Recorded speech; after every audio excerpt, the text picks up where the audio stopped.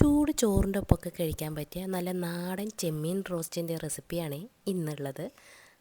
അത് അടിപൊളിയാണ് കഴിക്കാനും അതുപോലെ തന്നെ കാണാനും. അപ്പോൾ നമുക്ക് കണ്ടാലോ. അതിനായിട്ട് 2 കിലോ ചെമ്മീനാണ് എടുത്തിരിക്കുന്നത്. അതിലേക്ക് 2 ടേബിൾ സ്പൂൺ മുളക് പൊടിയും 1 ടേബിൾ സ്പൂൺ മഞ്ഞൾപ്പൊടിയും ആവശ്യത്തിനുള്ള ഉപ്പും 1 മുറി ചെറുനാരങ്ങയും കൂടി പിഴിഞ്ഞ് നന്നായി ഒന്ന് യോജിപ്പിച്ചെടുക്കാം കേട്ടോ. എന്നിട്ട് ഇതിനെ ഒരു അരമണിക്കൂർ റെസ്റ്റ് ചെയ്യാൻ വേണ്ടിയിട്ട് വെക്കാം. അപ്പോൾ എനിക്ക് കിട്ടിയത് ഒരു നല്ല കുഞ്ഞ് ചെമ്മീനാണ്. കുഞ്ഞ് ചെമ്മീനുമായിട്ട് കാര്യമല്ല, നല്ല ടേസ്റ്റും കൂടി ഉണ്ടാവും. വലിയ ചെമ്മീനും കാട്ടിയും അപേക്ഷിച്ചിട്ട് നല്ല ടേസ്റ്റ് കൂടുതലുള്ളതാണ് ഈ കുഞ്ഞ് ചെമ്മീൻ കേട്ടോ. ഇനി നമുക്ക് അരമണിക്കൂറിന് ശേഷം വെളിച്ചെണ്ണ ഒഴിച്ചു കൊടുക്കാം. എന്നിട്ട് അതൊന്ന് ചൂടായി വരുമ്പോൾ നമുക്ക് ഈ ചെമ്മീനെ അങ്ങോട്ട് ഇട്ട് കൊടുക്കാം.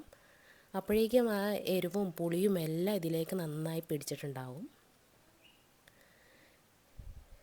ഇനി നമുക്ക് ഇതിനെ ഓരോന്നും ഇങ്ങനെ ഇട്ട് ഓരോ ട്രിപ്പായിട്ട് വറുത്തെടുക്കാം കേട്ടോ. തീ വല്ലാതെ കൂട്ടി വെക്കരുതേ, ഒരു മീഡിയം ലെവലിലാക്കി വെക്കണേ. പിന്നെ സവാള നീളത്തിൽ അരിയാൻ വേണ്ടിയിട്ട് 6 എടുത്തിട്ടുണ്ട്. അപ്പോഴേക്കും നമ്മുടെ ചെമ്മീൻ ഇവിടെ റെഡി ആയിട്ടുണ്ട്. ഇനി ഇതിനെ ഒന്ന് മാറ്റിയെടുക്കാം. ഇനി അടുത്ത ഒരു ബാച്ചും കൂടി ഇട്ട് കൊടുക്കാം കേട്ടോ. ആ എണ്ണയിൽ തന്നെ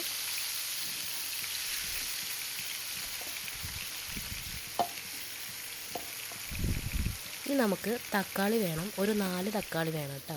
അപ്പോൾ നന്നായി കഴുകി ഇതേപോലെ പഴുത്ത തക്കാളിയാണ് എടുത്തിരിക്കുന്നത്. സവാള എല്ലാം അരിഞ്ഞിട്ടുണ്ടായിരുന്നു, അത് നമുക്ക് വെളിച്ചെണ്ണയിൽ അത് ഇട്ട് കൊടുക്കാം. ഇതേപോലെ നൈസായി കനം കുറഞ്ഞിട്ട് ഒന്ന് അരിഞ്ഞെടുത്തതാണ്. ഇനി ഇതൊന്ന് സവാള ഒന്ന് വഴന്ന് വരട്ടെ കേട്ടോ.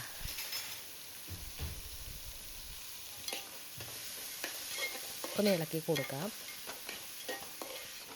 സവാള നന്നായി വഴന്ന് വരട്ടെ, അതുവരെ ഒന്ന് ഇളക്കി കൊടുക്കാം.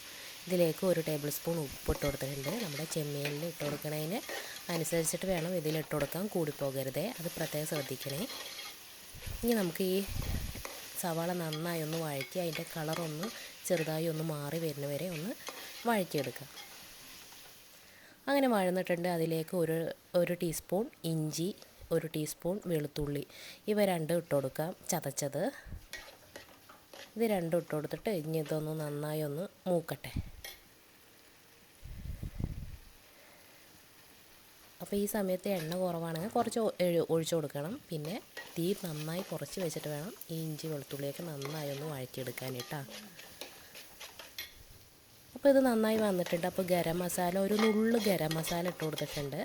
ഇനി ഇതൊന്ന് നന്നായി ഒന്ന് വഴറ്റിയെടുക്കാം. ഇനി നമുക്ക് മഞ്ഞൾപ്പൊടി 1/2 ടീസ്പൂൺ ഇട്ട് കൊടുക്കാം. ഇനി അതൊന്ന് നന്നായി ഒന്ന് വഴറ്റിയെടുക്കാം. പിന്നെ ഇതിലേക്ക് വേണ്ടത് മുളക് പൊടി, എരിവുള്ള മുളക് പൊടി ഉണ്ടല്ലോ, അത് 2 ടീസ്പൂണും അതായത് കാശ്മീർ ചില്ലി അത് 2 ടീസ്പൂണും ഇട്ട് കൊടുക്കാം കേട്ടോ. അപ്പോൾ എരിവുള്ളത് 2 ടീസ്പൂൺ ഇട്ട് കൊടുത്തിട്ടുണ്ട്. അതേപോലെ തന്നെ കാശ്മീർ ചില്ലി 2 ടീസ്പൂൺ ഇട്ട് കൊടുത്തിട്ടുണ്ട്.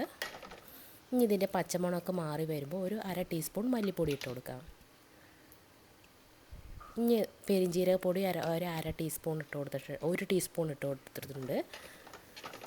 ഇനി ഇതൊന്ന് നന്നായി ഒന്ന് ഇതിൻ്റെ പച്ചമണമൊക്കെ ഒന്ന് മാറി വരട്ടെ, അതേപോലെ ഒന്ന് മൂപ്പിച്ചെടുക്കാം. അപ്പോൾ ഈ സമയത്തൊക്കെ തീ നന്നായി കുറച്ച് വയ്ക്കാൻ ശ്രദ്ധിക്കണം കേട്ടോ. അല്ലെങ്കിൽ പൊടികൾ ഇട്ട് കൊടുക്കുന്ന സമയത്ത് തീ ഒരുപാട് അങ്ങോട്ട് കൂട്ടി വെച്ചാൽ പെട്ടെന്ന് കരിഞ്ഞു പോകും, മസാലയുടെ മണം തന്നെ മാറും. അപ്പോൾ നമ്മുടെ മസാല നന്നായി ഒന്ന് പച്ചമണമൊക്കെ മാറി വരുമ്പോൾ നമ്മൾ തക്കാളിനെ ചെറുതായി കുഞ്ഞാന്ന് അരിഞ്ഞ് വെച്ചിട്ടുണ്ടായിരുന്നു, അത് ഇതിലേക്ക് ഇട്ട് കൊടുത്തിട്ടുണ്ട്. തക്കാളി എടുക്കുമ്പോൾ നല്ല പഴുത്ത തക്കാളി വേണം എടുക്കാൻ കേട്ടോ, അപ്പോഴാണ് പെട്ടെന്ന് തന്നെ വെന്ത് വരുള്ളൂ. അങ്ങനെ ആ തക്കാളി അങ്ങോട്ട് വെന്തപ്പോൾ നമ്മുടെ ആ ചെമ്മീൻ, വറുത്ത് വെച്ച ചെമ്മീനുണ്ടല്ലോ, അത് ഇതിലേക്ക് ഇട്ട് കൊടുക്കാം. ഇനി ഇതാ പണിയെ തീർന്നു കേട്ടോ. ഇനി ഇതൊന്ന് നന്നായി ഒന്ന് യോജിപ്പിച്ചെടുക്കേണ്ട താമസം. നമ്മുടെ ചെമ്മീൻ റോസ്റ്റ് റെഡി. നല്ല ചൂട് ചോറിൻ്റെ ഒപ്പം ഈ ചെമ്മീൻ റോസ്റ്റ് കൂടി കഴിച്ചാൽ അടിപൊളി ടേസ്റ്റ് ആയിരിക്കും. അപ്പോൾ എൻ്റെ എല്ലാ കൂട്ടുകാരും ഉണ്ടാക്കി നോക്കുക, എല്ലാവർക്കും തീർച്ചയായും ഇഷ്ടപ്പെടും. തനി നാടൻ രുചിയുള്ള ചെമ്മീൻ റോസ്റ്റാണ്. ആ ചെമ്മീൻ റോസ്റ്റും അതേപോലെ ഈ ചോറും കൂടി കൂട്ടി കുഴച്ച് അടിപൊളിയാണ്. ലൈക്ക് ചെയ്യാനും സപ്പോർട്ട് ചെയ്യാനും മറന്നു പോകരുത് കേട്ടോ എൻ്റെ കൂട്ടുകാർ.